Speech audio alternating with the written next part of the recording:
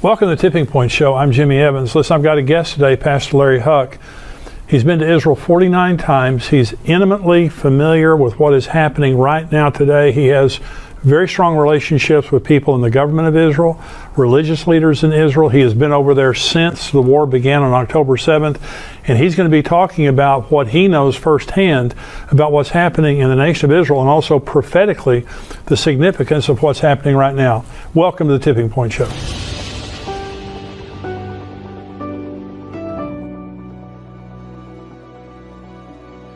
Larry, thank you so much for joining me today. My honor. I'm really, really glad to be here with you, Jimmy. Well, you know, I said in the introduction, you know, you've received awards from the nation of Israel because of your faithful service and devotion to them for many years, not without a price. Yep. I think anyone who stands up for Israel, there's a price that you pay, but there is an eternal reward that we know of. There is. That God's going to bless those who bless Israel, curse those who curse Israel. And so you have relationships on many levels with the political leaders, religious leaders in Israel. And I want to kind of focus in this talk about what's happened since October 7th, the anti-Semitism, the wars and things like that. But just tell me, in your conversations with some of the leaders of Israel, what are they saying? What are they thinking? Well, you know, right after the war started, I really felt God speak to me to go over there and show my support and stand with Israel. And I was actually at the airport in JFK, and all these Jewish men are getting ready to get on the plane, and this man walks up to me and says, "Are you Israeli?" And I said, "No." And he goes, "I didn't think so." He goes, "Why are you going to Israel? Who are you? Why are you going to Israel?" Because the war had just begun. And I said, "Well, I'm Larry Huck." And the guy goes, "Oh, I know who you are. I've heard of you." And he said, "I just brought hostages to speak to Congress to help get America to stand with Israel." And so when I went over there, Jimmy, it was so sad, because what happened on October 7th is beyond anything that we can imagine. And you and I are about to view a video of that at the embassy in Israeli embassy in D.C. And, you know, when I came back, I saw some of the video that you and I are going to see. I talked to hostage relatives. I talked to people that were there. And I later said, I want to apologize for calling Hamas animals, because that's an insult to animals. What they did is nothing more than demonic. But all Israel was seeing is all these pro-Hamas, pro-Palestinian demonstrations. And so from the guy who picked me up at the airport, my driver, to our security, our bodyguards, to politicians, they were tears in their eyes seeing Christians, Gentiles, being vocal and standing up with the nation of Israel. And like I said, we need, the further we get away from October 7th, I'm fearful that we're going to forget why Israel has to defeat this enemy. And Israel is, and I talked about this with politicians over there. I talked about this with army officers. I talked about this with civilians, with religious leaders.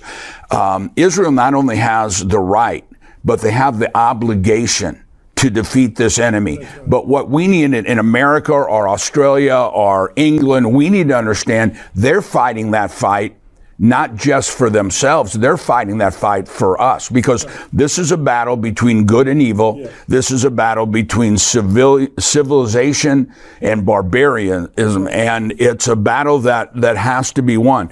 The same people that attacked Israel, you know, you hear on one of the reasons I went over is, one is they kept saying on the media, well, this didn't happen.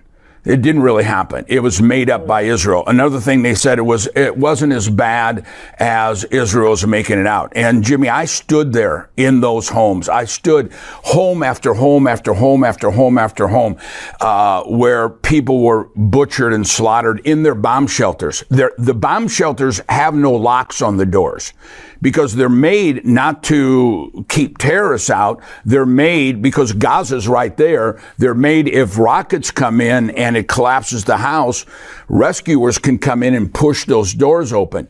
And so we talked to officials that caught Hamas, and they said what we did, the families would go in there and try to hold that door closed. And Hamas said, we would hear babies crying, we would hear women crying, and we would just keep shooting until there were no cries anymore. Or if they couldn't get them out, some of them grabbed a rope or grabbed a bathrobe or a towel and held it where the bullets were going through the door. If they couldn't get them out, they set the place on fire and burned them alive. And so this is evil, evil, evil. Nobody would do these things except by a demonic force. And so what we've got to realize is that, you know, this is not only fulfillment of Bible prophecy for Israel, this is fulfillment of Bible prophecy with us standing or not standing with Israel. I've done dozens and dozens of interviews, and this really is for the church, Jimmy, I believe, an Esther moment. That when Mordecai said to Esther, and so many Christians, it baffles me. And I love doing this with you because you are so vocal on Bible prophecy and you're very, very vocal on standing with Israel. Mordecai said to Esther, if you're silent during this time, don't think you and your family are going to escape. But then he says, but God will raise somebody up that will stand with Israel. And so what God is saying is two things. One, if you're silent, Genesis 12 says, I will bless those who bless Israel and I will curse those who curse Israel. He said, if you're silent, you and your family are going to pay the price. And you mentioned in your book about Amalek. Yeah. And about Haman being a descendant. Absolutely. Of that same spirit. This is the spirit of Amalek. And it's the spirit that wants to annihilate Israel. And I've said before, and this is what you're saying about demonic, anti-Semitism is not an ideology because you can't articulate it. That's right. It's a spirit. It's a spirit of hatred toward the Jews that can articulate the reason why. It can only say that it wants to destroy them. That's all. That's all it is. That's all. And so this is demonic. It's also, I was watching the football playoffs the other night, and Larry, through the football playoffs, there were advertisements against anti-Semitism. Okay, which is great. Yeah. They need to be there. Yeah. But can you imagine the day and time that we live in? It's so global. And in my neighborhood, about 3 weeks ago, there was a pro-Palestinian protest in my neighborhood, about a mile from my house. Yeah. And about 100 people yelling on loudspeakers, apartheid state, genocide, all this kind of stuff. And in my neighborhood, I was shocked at how many cars are going by honking in support. Yeah. And that's why Christians have to stand up and not fear standing up for Israel. And be educated on why we're standing up for Israel. Yeah. You know, let me address that in two ways. First off, the spirit of Amalek is, it doesn't matter what it costs me, I'm going to kill Jews. And so when we look at this and we hear the chants from these pro-Hamas, pro-Palestinian, from the river to the sea. Right. That is not a two-state solution chant. That's a chant that right. Yasser Arafat and the original terrorists came up with. From the river to the sea is not saying we want land. From the river to the sea is saying we don't want any Jews. That's right. I showed in our church, Jimmy, that right after the war started, a Hamas leader doing a live interview on television in Lebanon. And he said, we will kill every Jew until we're finished. And the lady said, until you get the two-state solution. He goes, no, until there is no more Israel left. And the thing that Americans and the rest of the world need to understand is on October 7th, when Israel was attacked, there was a ceasefire. You know, we're hearing everybody say, we need a ceasefire. There was a ceasefire in 1948. Israel didn't break that. There was a ceasefire in 1967. Israel didn't break that. Ceasefire in 1973. Israel didn't break that. Ceasefire on October 7th. Israel didn't break that. Israel has had a ceasefire and one peace. But on October 8th, after Israel was attacked, those who support Hamas and Hezbollah and the Houthis, in Iran's parliament, they were shouting, not death to Israel, they were shouting on October 8th, death to America. And so when we have a government that is not standing with Israel, but is not standing, and also not standing against Iran. This is a setup for the Antichrist. This is a setup for the end times. And the spirit of Amalek says, where did the spirit of Amalek first come from? When Israel came out of Egypt, Israel was going this way. The people of Amalek were over here. They came in behind Israel. Israel wasn't even heading towards them. No rhyme, no reason. They came in. And what does the Bible say? It says they attacked the weak, the women, the elderly, and the children. And God says, you will fight the spirit of Amalek for the rest of your life until the Messiah comes. On the day of the attack, the Torah portion for all of Israel was the portion of Noah. And it says, the world will be filled with violence. The word violence in Aramaic is Hamas. And he said, but at the end, this violence will be utterly destroyed. And so what we're seeing is a wake up, I believe in all my heart, a wake up call to the church saying, you better stop playing games. You better get serious about serving God. I think in a lot of ways, the church world has gotten kind of lukewarm, and we're just kind of going through the motions in a lot of ways. And this needs to be a wake up call to realize when God prophesies something in the Bible, it is going to happen. And anti-Semitism, we were talking about, look how fast this is changing. It was just a few months ago, I was doing an interview and I said, to be anti-Semitic would not be politically correct. The new anti-Semitism is not down with the Jew. The new anti-Semitism is down with Israel. But since October 8th, this thing has come out of the closet, and instead of just saying down with Israel, you're seeing chanting all over the world. Hitler was right. The gas chambers were right. And so there's a rise of anti-Semitism, and this is a prelude to the very spirit that's going to be in the end times with the Antichrist, with the anti-God, with one world government. And this is a time, just like in Esther, that we need to make a choice. Hey, I want to invite you to come to our Tipping Point Conference that's coming up this year, September 21st, 2024 at Fellowship Church right here in the Dallas-Fort Worth Metroplex. We're expanding the conference this year to be Friday night and all day Saturday. I'll be there along with Pastor Jack Hibbs. He's going to be our special speaker on Friday night, along with Dr. Mark Hitchcock, Max Lucado, best-selling Christian author of all time, my dear friend, also a great prophecy teacher, Pastor Ed Young, Billy Crone, Jonathan Kahn. We have a great lineup of speakers. You're going to be there to worship, to fellowship, and to learn about what God is saying to us in these special times. I want you to come to the Tipping Point Prophecy Conference. If you're an endtimes.com subscriber, you get a 50% discount. Go right now and sign up. Well, it's a lot of pastors, and you and I are both pastors. You want to be sensitive to people, and you don't want to be a mean, angry preacher, but you have to speak the truth. And when you speak the truth, some people won't like it. That's right. And they may leave your church. But if those people leave because of truth, did you really want them there? That's right. As loving as we can be, as gracious as we can be, we stand for Israel. And there are many Christians, Larry, that do not stand with Israel. Yeah. Replacement theology. Yeah. And they think, I heard a very famous preacher, this is back in the 80s, and he said, Israel is an armpit of a nation in the Middle East, and who should care? This was the very famous guy. And I challenged him on it when I heard him say it. And so this is something that is spouted out there. Let's go through several issues, because when people hear all the dialogue right now that's going on related to Israel, one of the things that you're hearing is about the genocide that's happening in Gaza. Right. Okay. So now I want you to respond to this. Yeah, genocide in Gaza, right. And so there are 2 million residents of Gaza. Right. I think the death count right now of the Palestinians or the Gazan residents is 11,000. That's about 0.5% of the population. Genocide is wiping out a people. Right.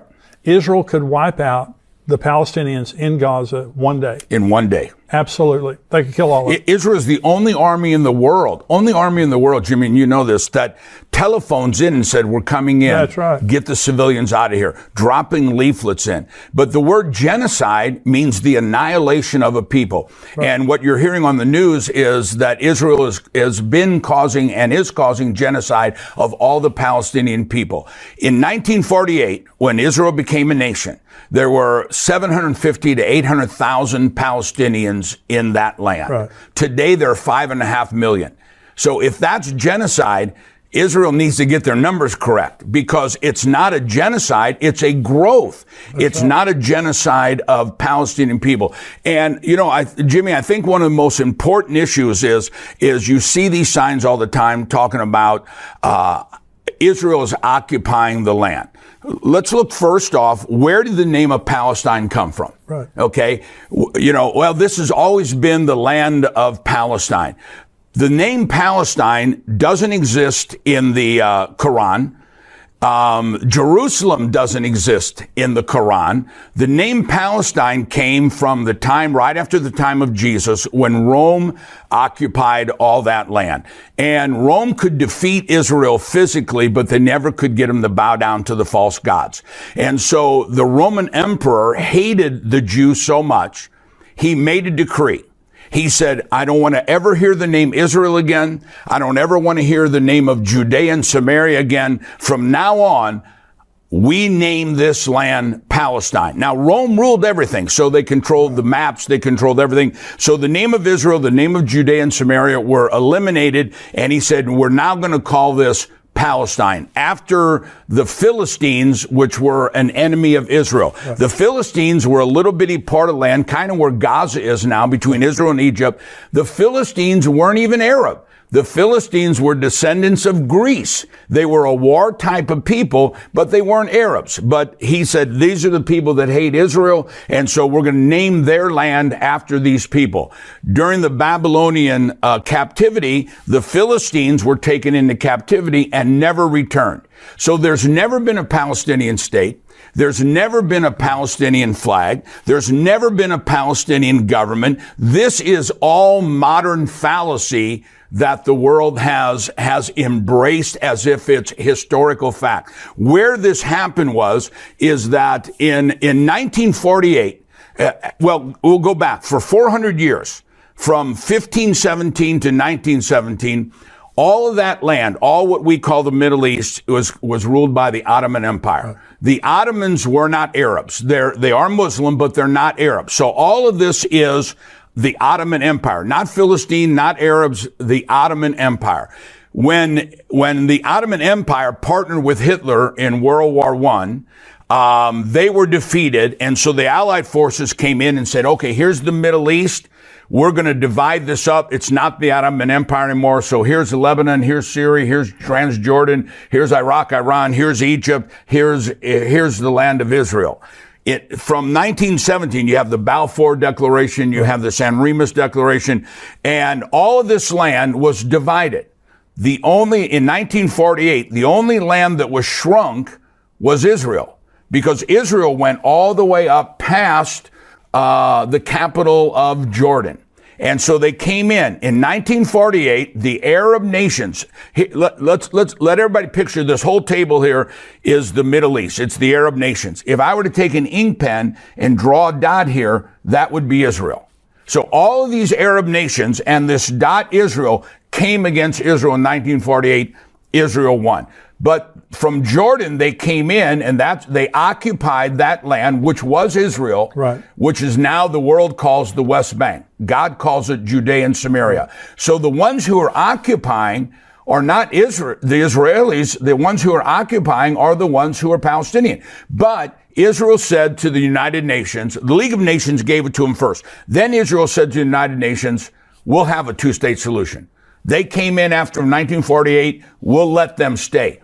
Every Arab nation said, we don't want a two-state solution. Right. We don't want it. You look at when Yasser Arafat and met with Clinton at Camp David. They said, we'll give you everything you want. We just want peace in the Middle East. Arafat got up and walked out. And so when Lebanon, Syria, Jordan, Egypt, Israel, Iran, Iraq were all given, this land in 1948 was given to the land, the people, the Jewish people, the land of Israel. Nobody else had to change their borders. So everybody else gets land, but Israel doesn't get any. So in 1967, again, Israel was attacked. Israel, miracle victory in the battle. 1973. So during this time, Yasser Arafat, the terrorist, hired a PR firm out of New York. The middle guy's name was Anderson. It was 3 names. And they said, how do we change the world perspective on the Arab nations and Israel? And he said, Israel's this dot. The Arab nations are Goliath and Israel's the David. You've got to make Israel the bad guy and make the Palestinian people the little guy. You got to make Israel Goliath and the Palestinian people the David. And so they had a huge worldwide campaign. It was a PR stunt to say Israel, instead of all the Arab nations picking on little Israel is picking on the Palestinian people. And it was nothing more than a political PR stunt to try to get people to change their opinion of Israel. And that has lasted. It's a lie. It's a false concept. Absolutely. And Israel has over and over and over again tried to have peace. They want. I've been to Israel now 49 times. Wow. And I have good Israeli friends. I have good Jewish friends. I have good Palestinian friends.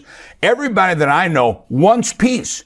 It's these radicals that try to stir it up and make the world try to hate Israel as the occupiers, and it's not true. That land, biblically, politically, archaeologically, legally, that land belongs to the Jewish people. Absolutely. So in 1948, the two-state solution, 1947, the land was partitioned by the United Nations. The Jews accepted it. Right. And the Arab nations around rejected it and attacked Israel. Exactly. Okay. From 1948 till 1967, Jordan controlled they controlled the West Bank, they controlled East Jerusalem, they controlled Gaza. Because they came in. That's right. Yeah. And they never one time wanted a two-state solution and all that time. Never. They rejected the two-state solution in 1948. They had control of that area, and they never said, hey, Palestinians, we're your brothers over here in Jordan. Let's set up a two-state solution for you. One other issue is, again, we're trying to educate Christians and the church on why you should stand up for Israel and reject the nonsense. Apartheid is a label that we first of all heard in South Africa. Yeah. So in this Palestinian protest that was happening in my neighborhood, on a loudspeaker, they were shouting, Israel is an apartheid state. Now, apartheid means one group of people is controlling and excluding everybody else. That's not true in Israel. Not true. So the Knesset is made up of Muslims, Jews. Absolutely. And you know, the Knesset, which is the Israeli government, is made up of Christians, of Jews, of Muslims. Show me any Muslim country that has exactly Christians and Jews. And we talk about, there were some people that fled out of there because the Arab war that the Arabs started. But if you look at all the other Arab nations around there, there has been millions of Jews that have had to leave those Arab nations, which had been their home for 1,000 years. Yeah. They had to leave because of the persecution on the Jewish people. But look at Gaza. In 2005, they once again said land for peace. Land for, when President Trump was getting ready to run for the second term, he asked me to come up, and I met with his advisor, Jason Greenblatt, to Israel, myself and 5 or 6 other pastors. And so he said, Pastor Larry, what about land for peace? I said, it'll never happen. It won't happen. They don't want it. And I said, picture the Dallas Cowboy football stadium, and that's the Arab nation, a matchbook down in the corner. And they're saying, give us half that matchbook, and now we'll have peace. I said, that's what happened in 2005. Yeah, that's right. They said, give us Gaza. Gaza could have been a new Singapore. It could have been. It was unbelievably beautiful. They removed all these Jewish people out of there. They inherited all these farms and beautiful beaches and hotels. Since 2005, there has been, Jimmy, as you know, hundreds and hundreds of millions of dollars pumped into Gaza. And I just watched a Hamas leader on television probably about 3 or 4 weeks ago. And this interview said, of the hundreds of millions that have come in Gaza, you have 500 miles of underground tunnels for Hamas soldiers, but you don't have one bunker for Gaza civilian. There you go. And he said, we're here for the soldiers. Let the UN worry about the civilians. And so when we're talking about, you brought up genocide, they use civilians, yes, they use Israeli civilians, and they use their own civilians. I saw an interview of a Hamas woman calling for God to judge Hamas, a civilian from Gaza, calling for God to judge Hamas because they're using her and her children as pawns in this and putting their own people to danger. And so there has never been, in reality, number one, there's never been a Palestine. That's number one. There's never been a Palestine. That's a modern day PR New York firm invention. That for 400 years, it was the Ottoman Empire. And so the whole concept of land for peace is a false concept. They'll tell you this themselves. This is not a war for land. This is a war to eliminate Israel. And a war to eliminate Israel is a war to eliminate God. Yes. And when we talk about, Jimmy, the Esther moment, I believe prophetically between